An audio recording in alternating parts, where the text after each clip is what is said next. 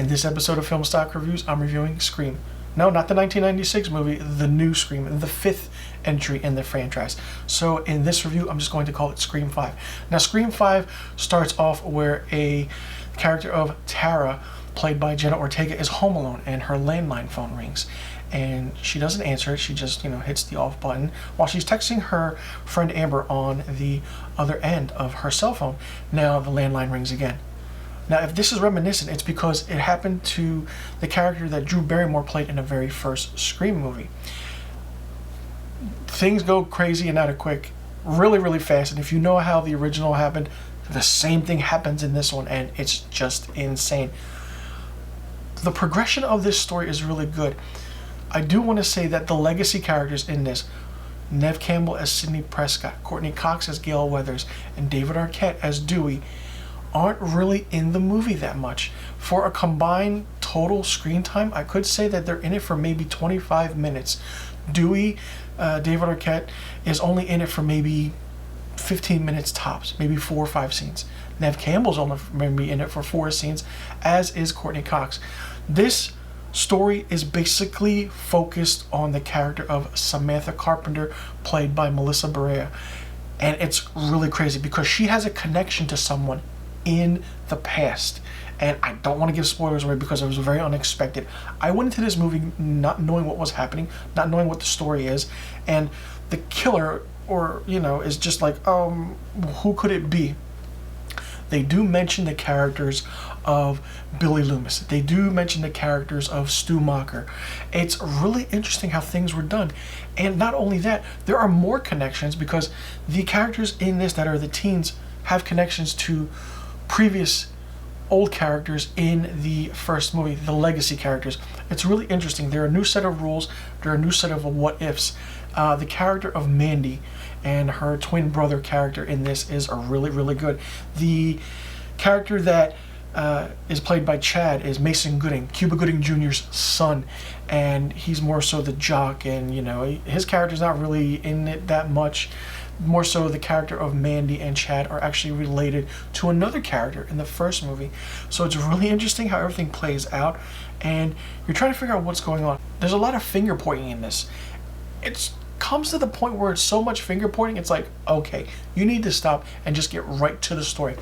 You could say this movie was technically a redo or a remake of the first Scream movie. The shots are the same. The house at the end is the same, and it's very reminiscent because they go back to the house from the very first movie, which is Stu Macher's house. There is a great scene with the character of Mandy where she's watching something on the screen. She's watching Stab.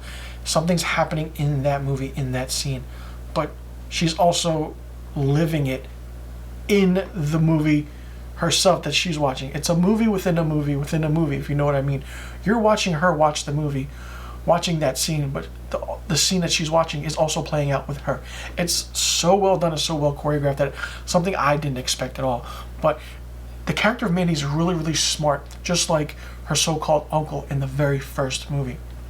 And I do want to say that there are characters in this that really you pay no attention or pay no mind to, which is okay. There are some shocking deaths in this that I really didn't see coming, and it really made my jaw drop.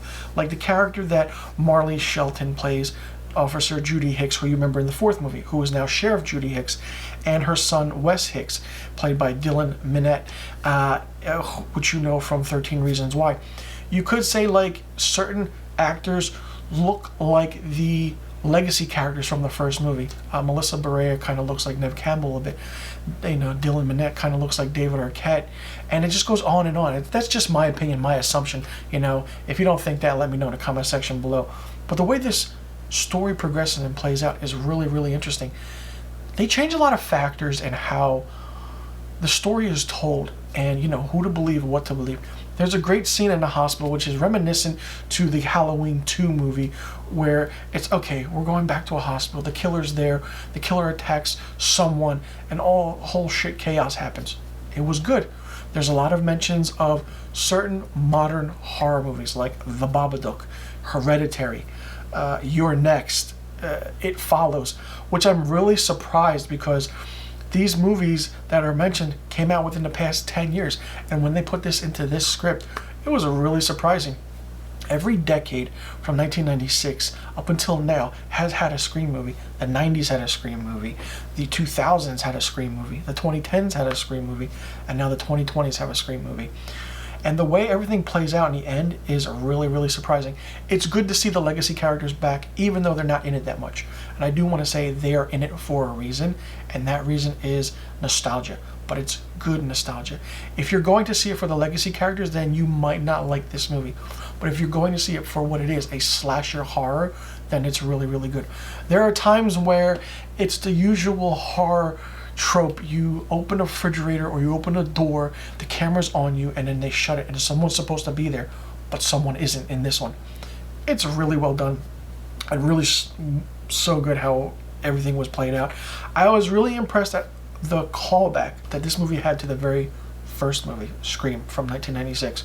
Now, I understand why they probably called it Scream again, or they could have called it Scream Returns or Scream Again, like I said, but it's Scream 5. And like in the poster of this movie, the killer is in the poster. And when you find out who the killer is, you want to know what their motive is. It's very interesting and kind of insane and psychotic in a way.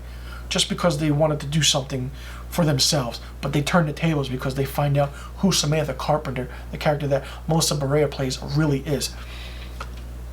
Like I said, I really went into this movie not knowing what I was going to expect.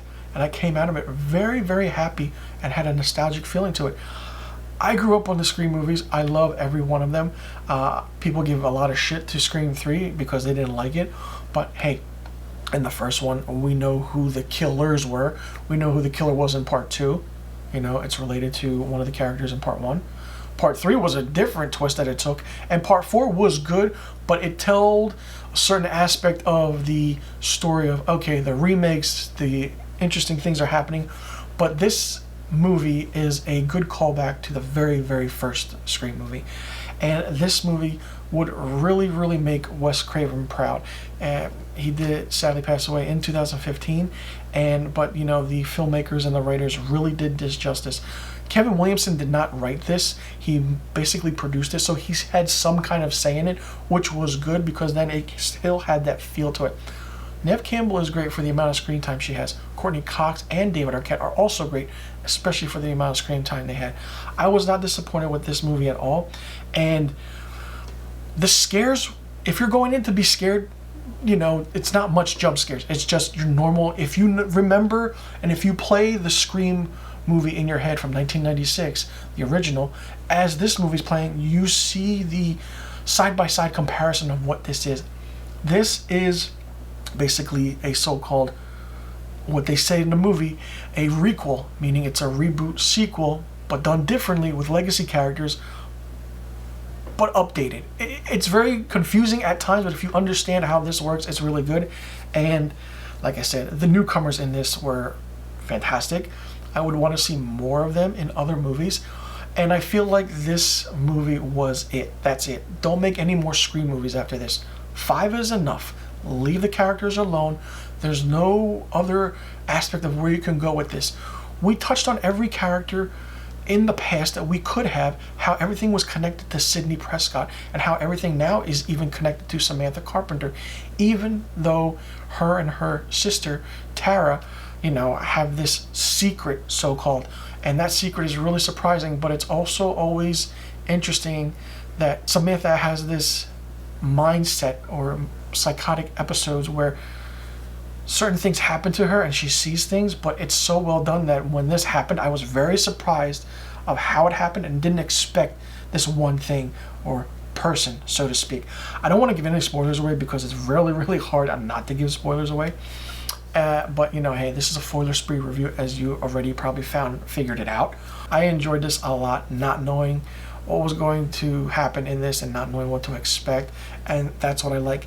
This is a good callback, and it's a fantastic way for the fans of the original, like myself, who right now are in their 30s watching this movie, like, I remember that when I was in the 90s. I remember that movie. Even though you were like 10 or 12 years old, you're watching Scream.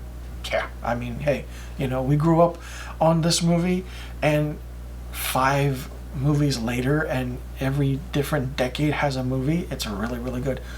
In the 2030s, don't give us another Scream movie or give us another crazy, interesting thing happening with Scream 6, 7, or 8. Stop with 5, because it was a nice closing ending to it, even with the characters coming back, the legacy characters coming back, and even with how Samantha the Carpenter is actually connected to one of those characters in the original movie. And that's all I'm going to say.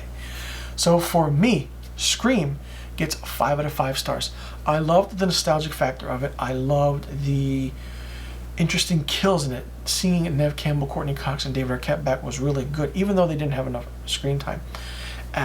I loved it, and this movie definitely would have made Wes Craven proud. And this movie is dedicated in his name at the end, and it's really, really good. So let me know in the comment section below what you think about Scream or Scream 5. Did you like it? Did you not like it? What did you think of it? Did you like the surprises in it? And what was so shocking to you about this movie? And did you enjoy how the story progressed and how it was connected to the very first movie? And also in the comment section below, let me know what rating you would give this new Scream movie, Scream 5. And also, do you want to see more Scream movies, or do you think that's it? This should be the ending and closing of this entire series. Let me know in the comment section below. And I'll see you guys in the next review video.